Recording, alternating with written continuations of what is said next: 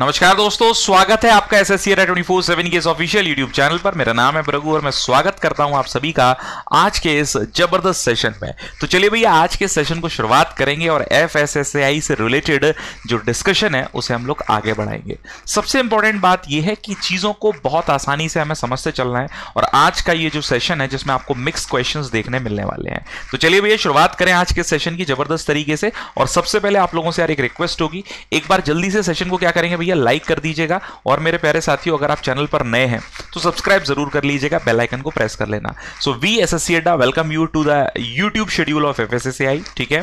और जल्दी से फटाफट से सब्सक्राइब जरूर कर लीजिएगा चैनल को, जिससे आपको इस तरह के इवेंट्स के अपडेट मिलते रहें।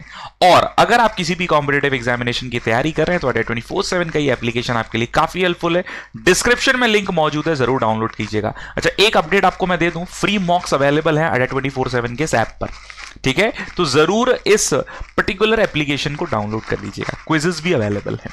चलिए भैया, तो आज की शुरुआत करेंगे कोट ऑफ द डे से। क्या कहती है आज की quote of the day? Mahabharata से लिया गया एक जबरदस्त कोटेशन है।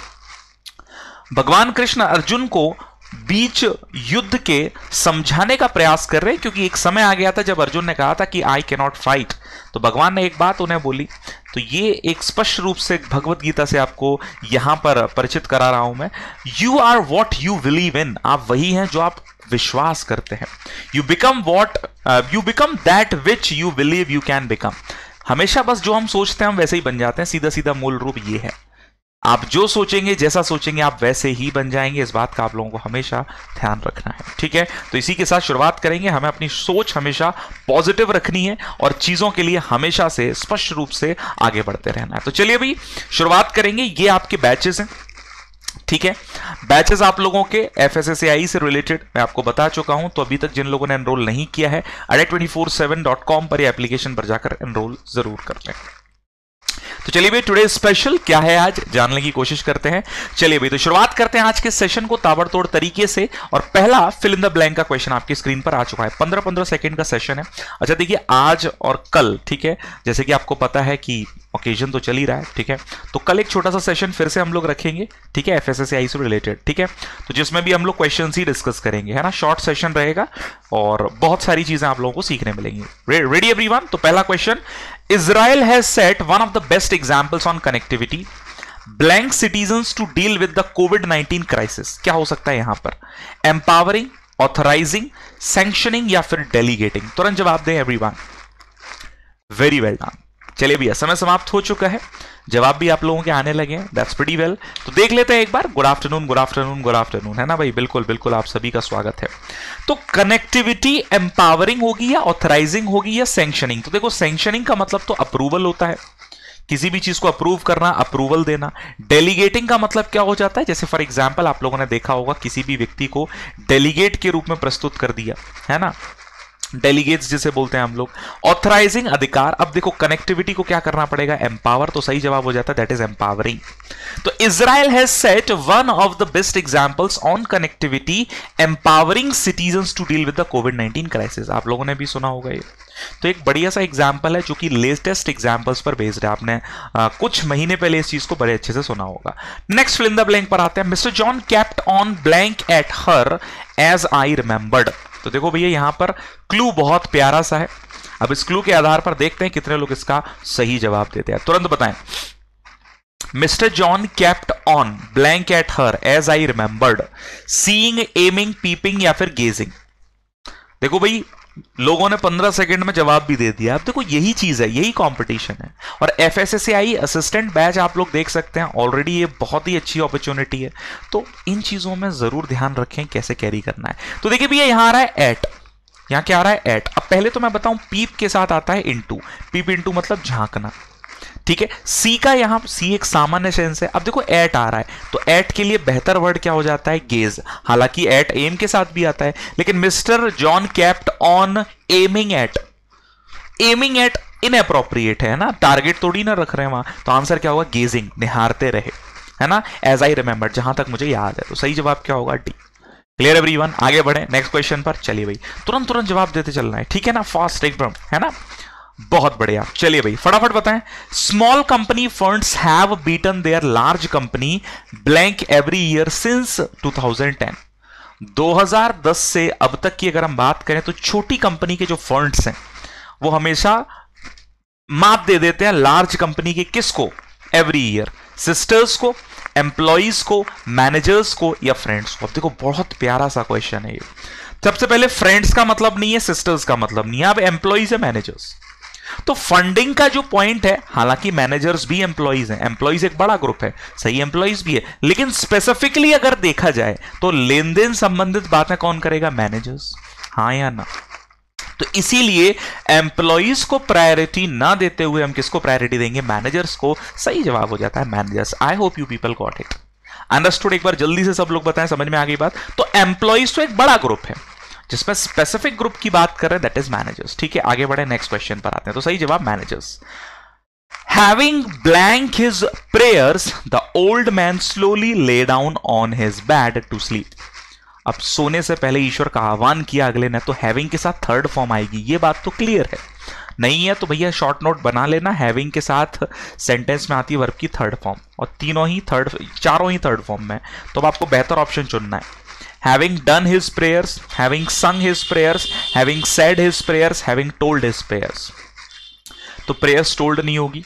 अब इन तीनों में से देख लो भैया, देखो इतना क्लू तो मैं दे सकता हूं, इससे ज्यादा नहीं। बताओ। अब देखो यहां पर आप अगर रियलिस्टिक लाइफ में अपने आप को उतार के देखें तो आप लोगों ने सुना होगा कि यार उसकी जो उसने प्रेयर्स कहीं काम आ गई। अब हमें लगता है प्रेयर सुनाई जाती है। देखिए भाई, सुनना इज सॉन्ग, डिवोशनल सॉन्ग्स, लेकिन प्रेयर ईश्वर का आह्वान कहा जाता है।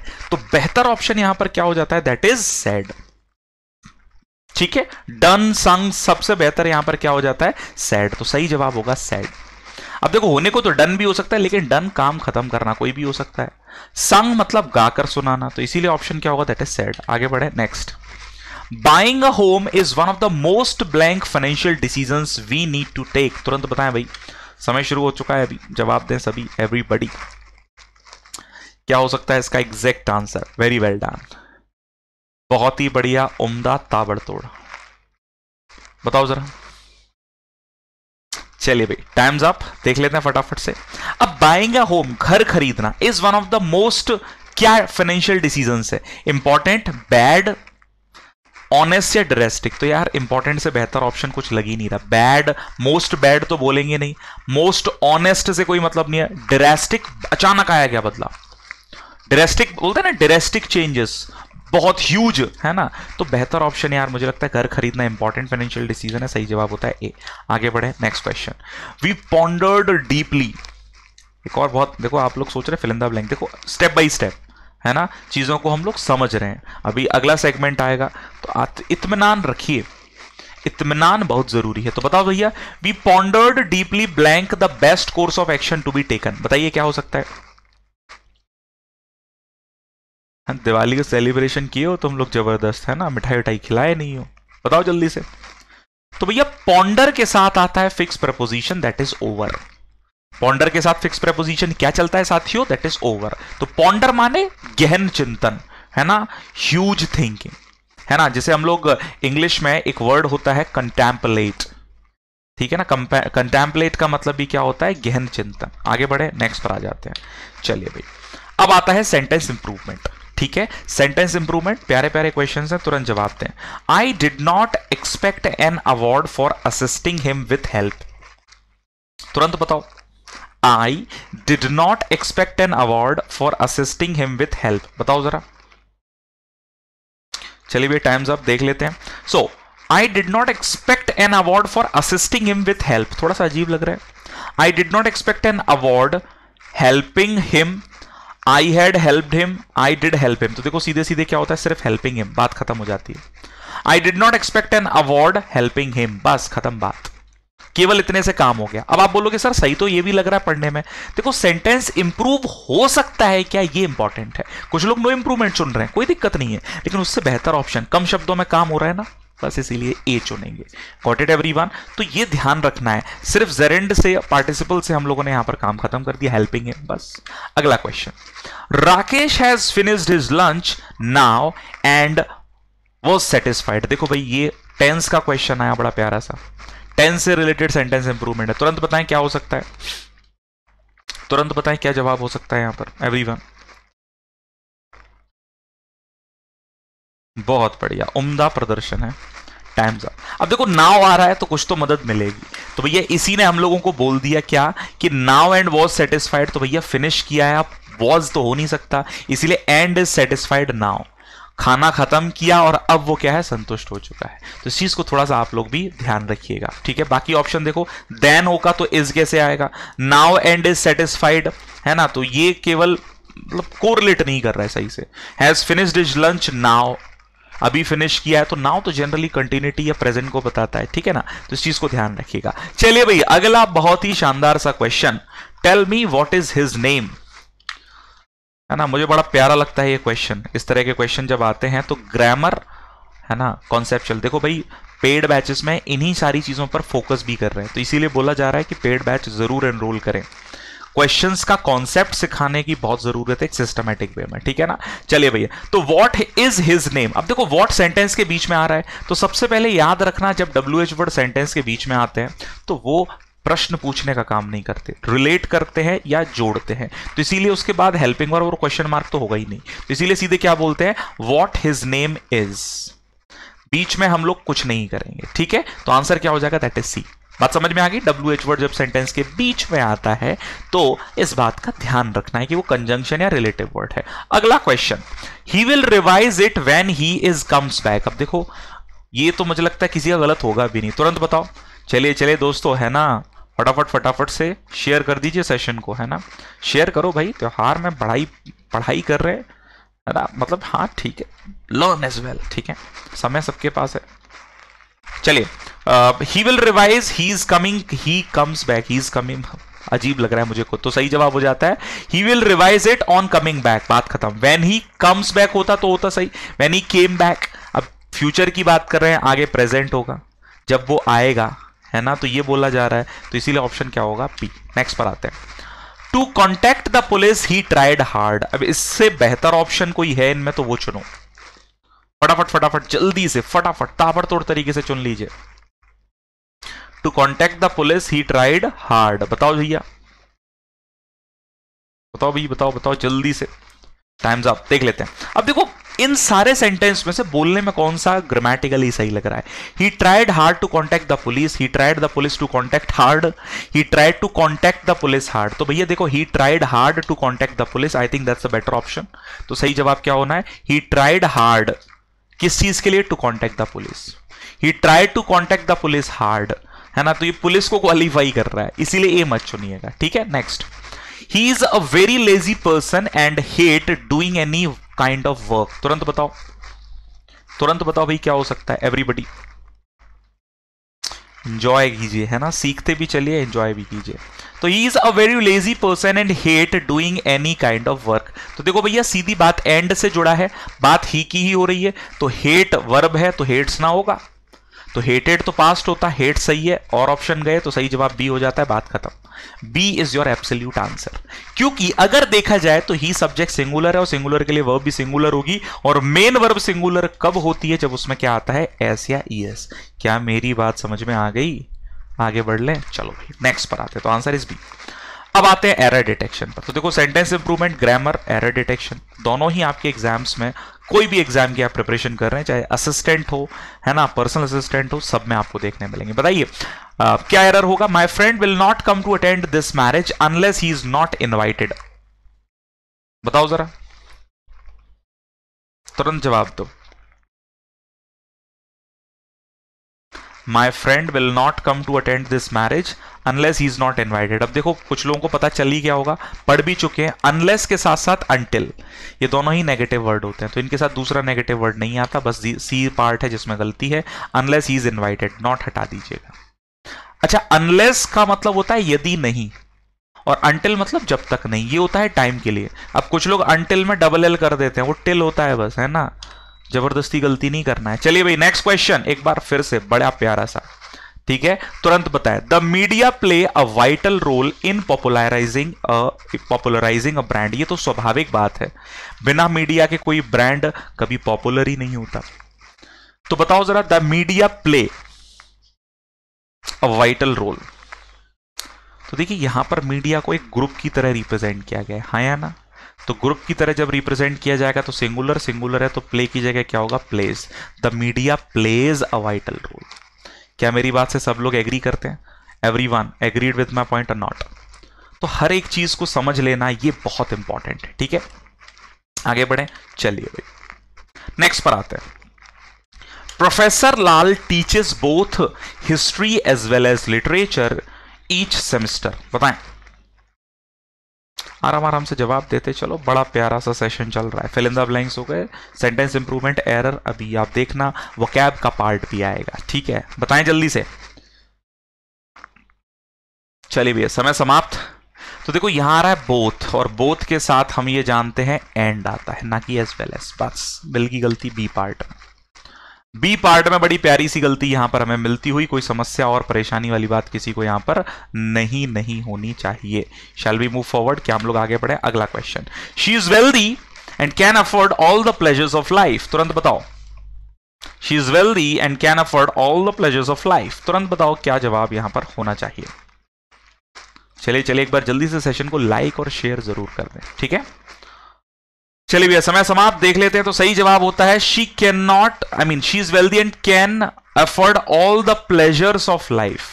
अब देखो भैया सीधे सीधे अगर हम बात करें यहां पर, प्लेजर्स अनकाउंटेबल हो जाता है, all the pleasure of life, बस इतना, ठीक है? And can afford all the pleasure of life. आगे बढ़े, चलो नेक्स्ट।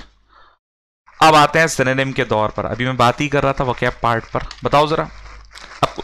देखो प्लेजर सही मायने में क्या है? एक प्रकार से एक फीलिंग है, और फीलिंग अनकाउंटेबल होती है, इसीलिए प्लेजर्स हटा देना, ठीक है? अब कुछ लोग काउंट कर लेते हैं लेकिन नहीं करना है, ठीक है? बताओ रिकैपिचुलाइजेशन। देखो भाई ये जो लोग सीरियल देखते हैं, सास बहू, डेली सोप, उनको ये वर्ड रिकैप, कल क्या हुआ था तुरंत पता चले। तो रिकैपिचुलाइजेशन का मतलब क्या हो जाता है? रिकॉल करना, कि भैया आपको पता चल जाए कि हाँ कल ये हुआ था, अब ये आगे होगा।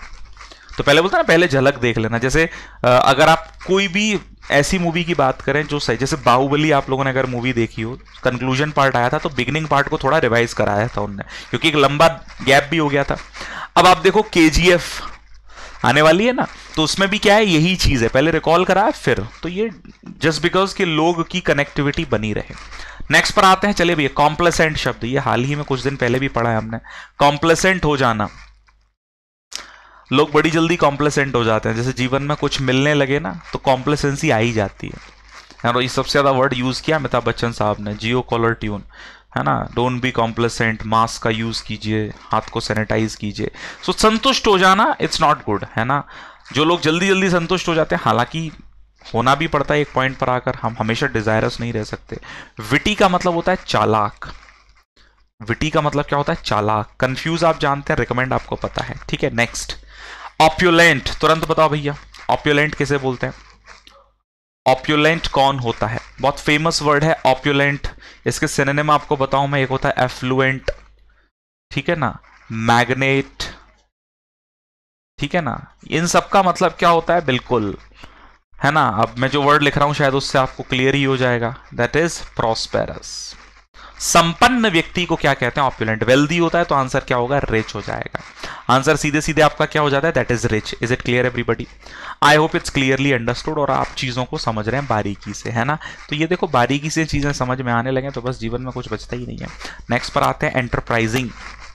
बहुत शानदार वर्ड है ना? और जो लोग एंटरप्रेन्योरशिप पढ़े हैं उनको एंटरप्राइजिंग पता होगा। A new venture, finding out new ways of doing things, doing a new experiment, taking up a new job. तुरंत बताएं, तुरंत जवाब दें, क्या हो सकता है? चलिए बेटा टाइम्स अप, देख लेते हैं। सो एंटरप्राइजिंग का मतलब क्या हो जाता है? Finding out new ways of doing things. देखो भैया एंटरप्रेन्योर का यही कार्य होता है। एंटरप्रेन्योर मतलब इनोवेटिव सोचो। जीवन में क्रिएटिव होना बहुत जरूरी है। अगर आप एक ही टोन पर चलते रहोगे तो कहीं ना कहीं आप भी एक स्टेज पर आकर कॉम्प्लेसेंट हो जाओगे। ठीक है चलने दो, लेकिन हमें बहुत जरूरत है चीजों को बड़ा क्रिएटिव प्रोडक्टिव होने की। ठीक है चलिए भाई आगे बढ़े। नेक्स्ट पर आता है एंटोनिम बताइएगा। ठीक है एब्रप्ट शब्द का एंटोनिम क्या होगा? योर टाइम स्टार्ट्स नाउ, तुरंत बताएं। एब्रप्ट शब्द का एंटोनिम यहां पर क्या होगा? तुरंत बताइए एवरीबॉडी। ग्रेजुअल, ऑब्सक्योर, रैपिड या कॉन्क्रीट? ठीक है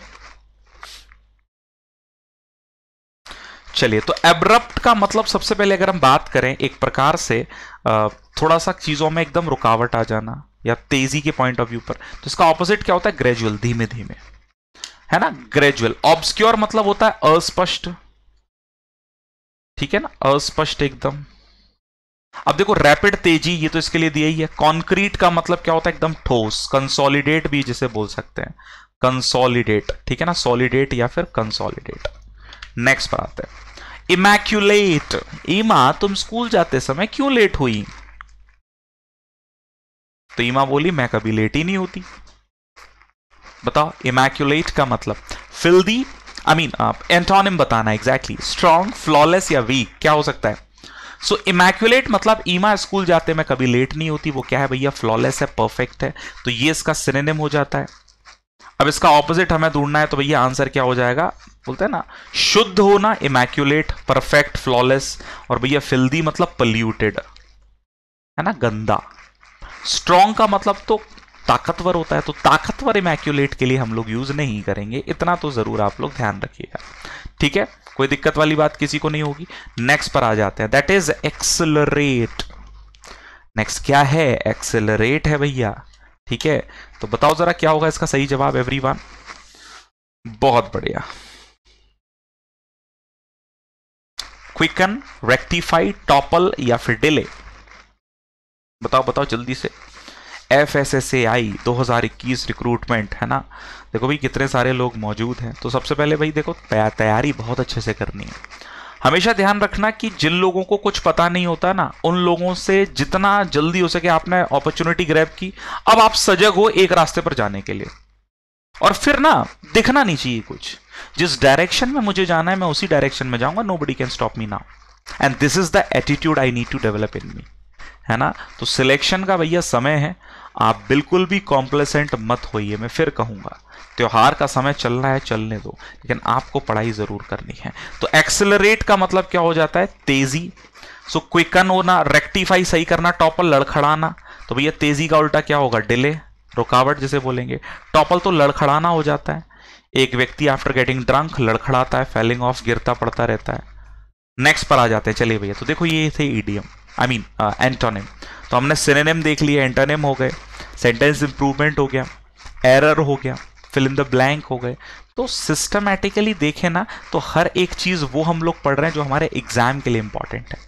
अभी देखो कुछ और चीजें हैं, ज्यादा बड़ा सेशन हम लोग क्यों नहीं, क्योंकि चीजें पढ़ना है, हमें भागना नहीं है कि नहीं? क्या कहते हैं सभी लोग? एवरीवन, चलो भाई जबरदस्त एकदम, मतलब सभी लोग उत्साहित हैं एक तो, है ना? और ये उत्साह बना रहे मेरे भाई सभी लोगों के अंदर, ठीक है?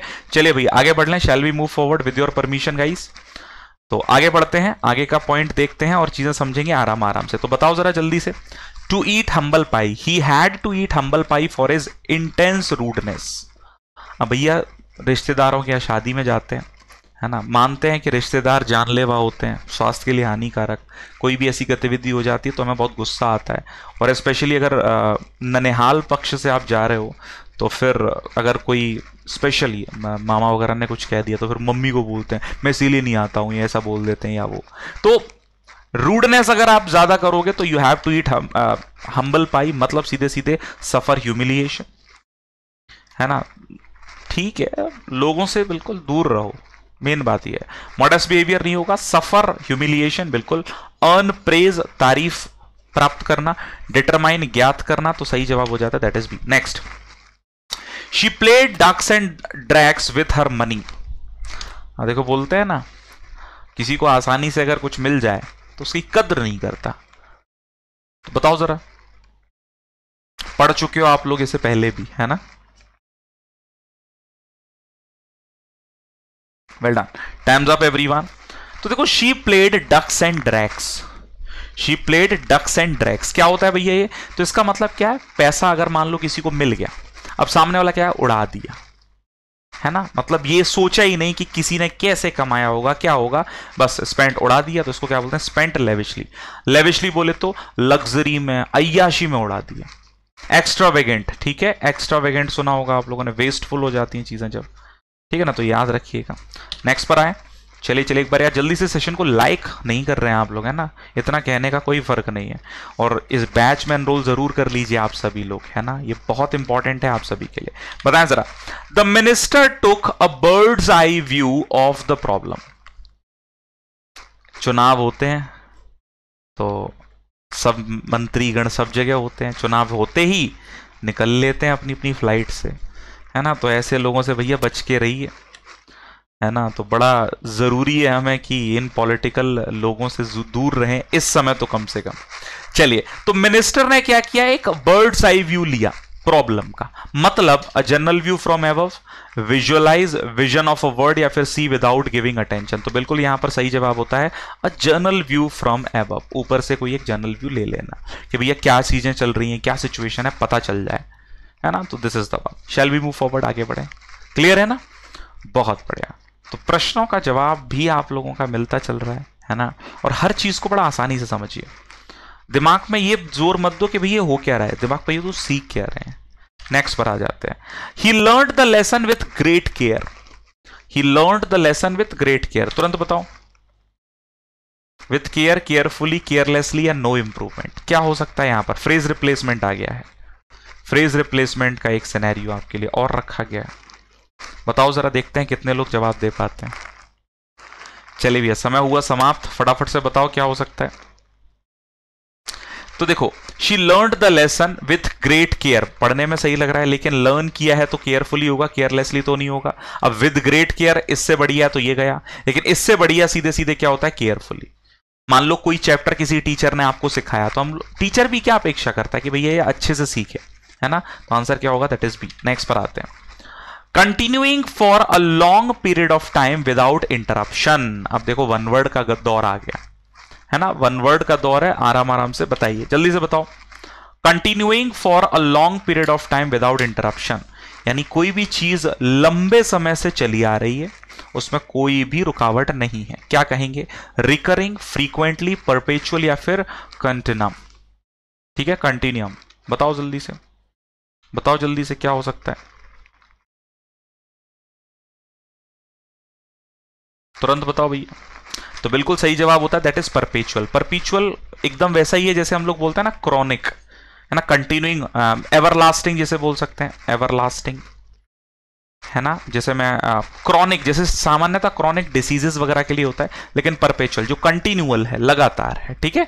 रिकरिंग, बार बार होना, है ना। नेक्स्ट पर आते हैं। Specially skilled in story telling, ये नानी वर्ड होता है, लेकिन नानी अंग्रेजी में मान नहीं रहे हैं, है ना। वोकलिस्ट, रिकंटोर और नरेटर या कंपोजिटर, तुरंत बताएं, तुरंत जवाब दें एवरीवन फटाफट से। बहुत बढ़िया, उम्दा प्रदर्शन साथियों, जबरदस्त। चलिए भैया देख लेते हैं किस किस लोगों ने, किन किन लोगों ने सही सही जवाब दिए। देखो भैया सभी लोगों को जवाब तो सही देना ही है, फटाफट बताओ, फटाफट जवाब दो, फटाफट। बहुत बढ़िया प्रस्तुति आप सभी लोगों की यहां पर।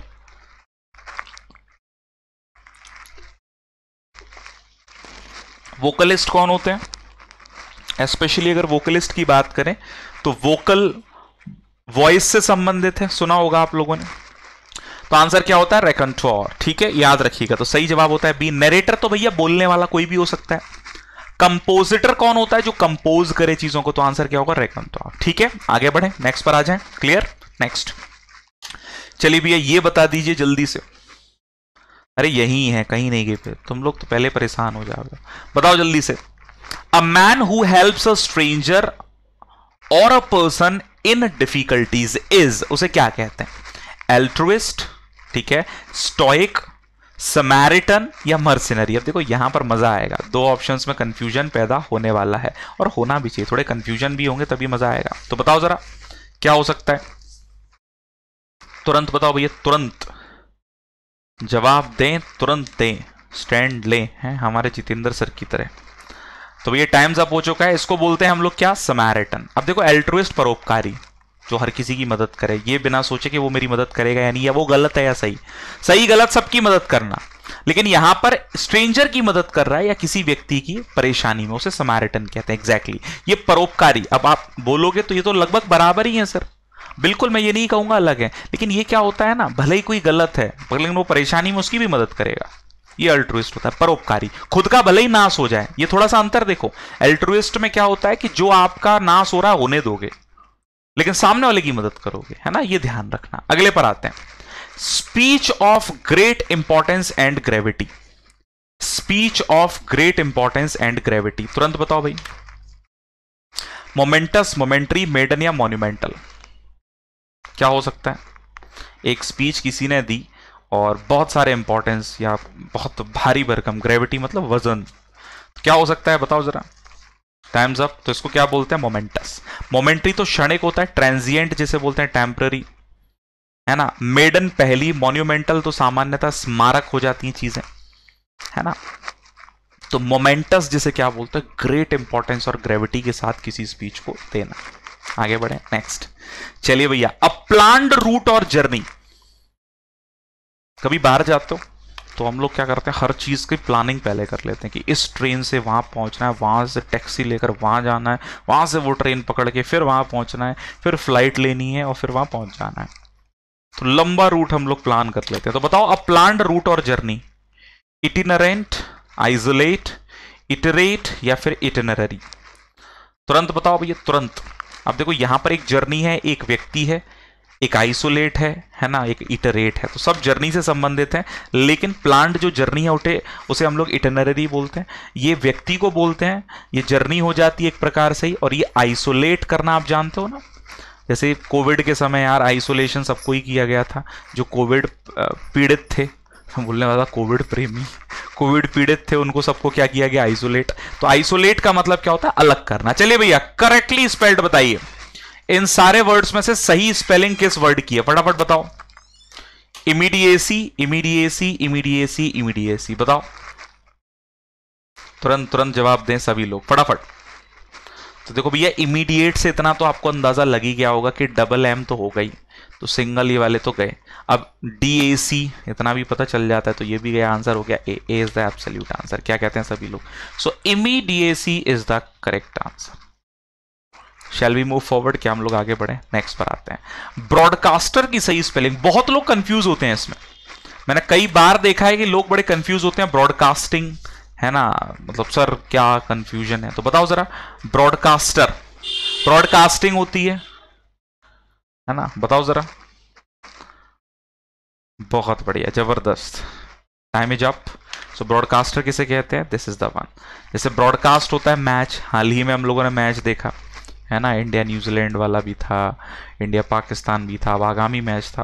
I was going through social media, तो वहाँ लिखा था इंडिया का मैच तो ऐसा हो गया है इतने दिन बाद, तो ये लग रहा है कि भाई इंडिया है भी वर्ल्ड कप में या निकल ली, है ना। तो बड़े लॉन्ग ड्यूरेशन पर मैच देखने मिल रहा है, बट ठीक है, it's all about learning from these matches. ठीक है, आगे बढ़े। चलिए नेक्स्ट पर आते हैं। एक और करेक्टली स्पेल्ड, बताओ जल्दी से। सैंग्विन शब्द की स्पेलिंग क्या होगी? सैंग्विन शब्द की सही स्पेलिंग तुरंत तुरंत बताओ। और यार देखो, सेशन को लाइक शेयर जरूर किया करो, है ना, औरों को बोलो, प्रोत्साहित करो। अभी तो समय है एग्जामिनेशन में, तो फॉर्म फिलिंग जरूर हमें करनी है, ठीक है। जो लोग वंचित रह गए, personal assistant, assistant junior grade 1, ठीक है, तो ये बहुत सारे एग्जाम्स हैं। तो सही जवाब क्या हो जाता है? That is sanguine. होपफुल को बोलते हैं एक प्रकार से, ठीक है ना। तो आंसर क्या होगा? That is C. Clear everyone? आगे बढ़े। तो चलिए भैया, कैसा रहा सेशन? मजा आया? देख लेते हैं अगला क्वेश्चन है क्या। तो देखिए गाइस, ये बैचेस हैं, तुरंत एनरोल कर लो, है ना। तो कोड, अब देखो यहाँ पर अभी मुझे लगता है 80% चेक कर लेना। वैसे मुझे लगता है कोड लगाइए Y278, अब नहीं है, तब था, बट चेक कर सकते हैं आप लोग। कोड ये लगाना है Y278। एनरोल कर लोगे उतना ज्यादा आपके लिए अच्छा है। बैचेस हैं, चाहे फिर वो जूनियर ग्रेड का हो, असिस्टेंट का हो, पर्सनल असिस्टेंट हो, सेंट्रल फूड सेफ्टी ऑफिसर हो या टेक्निकल ऑफिसर हो, बहुत सारी चीजें आप लोगों को यहाँ पर सीखने मिल रही हैं। And people have joined it and they are getting knowledge, ठीक है। तो यही कहूंगा, बोलते हैं ना, चीजों को जितना हम खुद के लिए अच्छा बनाएंगे उतना अच्छा। दूसरी इंपॉर्टेंट बात ये भैया देखो, टेस्ट सीरीज है। टेस्ट सीरीज सबसे ज्यादा मैं बता रहा हूं स्टूडेंट्स के लिए फायदेमंद होती है, क्योंकि हम जो पढ़ रहे हैं उसे एग्जीक्यूट कहां करोगे, अप्लाई कहां करोगे, तो ये टेस्ट सीरीज है। यहां से पता चलेगा कि हम कितने पानी, बोलते हैं ना, कितने पानी में। तो एनरोल जरूर कर लीजिएगा, ठीक है। और ये भैया ई बुक्स है। बुक्स बोलते हैं ना, a book is always a good friend, लेकिन हर चीज को पता रखना तो ये बहुत जरूरी है, ये बुक का काम है। तो चाहे वो टेक्निकल ऑफिसर हो, CFSO, है ना, FSSAI personal assistant, junior assistant, ये ई बुक्स के फॉर्म में आपको मिलता है। कोड यूज कीजिए Y278। अभी जाइए adit247.com पर। तो भैया ये सारी बातें आप लोगों को ध्यान रखनी है। तो this festival a lot of things are there, ठीक है। सो भैया चलिए, थैंक्स। एनी क्वेश्चन आप पूछ सकते हैं। और देखो भाई, ये मत सोचा करो कैसे पढ़ रहे हैं, मेन बात यह क्या पढ़ रहे हैं। तो सबसे ज्यादा यही मैं कहूंगा, और इस वैकेंसी को जरूर फिल करें, अभी तक फिल नहीं किया है। और वापस से मंडे से आप लोगों को मिलेगा। मंडे से क्या रहेगा, मंडे टू सैटरडे हर रोज सुबह 7 बजे मिलना है हमें, है ना। और कल का जो सेशन है आप लोगों को ध्यान से उसे सीखना है, ठीक है। शॉर्ट सेशन होगा, बहुत सारी प्यारी प्यारी बातें करेंगे, कुछ प्रीवियस क्वेश्चंस भी हम लोग डिस्कस करेंगे। हाँ, मैं बता दूं आपको कि वहां पर हम लोगों ने बोलते हैं ना एक प्रकार से रिवीजन रख रहे हैं। तो कल हम लोग क्या करेंगे, कुछ पुराने क्वेश्चंस को भी डिस्कस करेंगे, ठीक है। So in the end I hope सारी बातें क्लियर हैं। तो आज के सेशन को यहीं विराम देते हैं। Hopefully everything is fine. So पढ़ते रहिए इसी तरह से। All the very best everyone. ध्यान रखिए। जय हिंद एवरीवन। राधे राधे बोलो बांके बिहारी लाल की जय। Thank you so much. Please take care. Don't forget to like, share and subscribe ADA247 channel. Also download ADA247 app.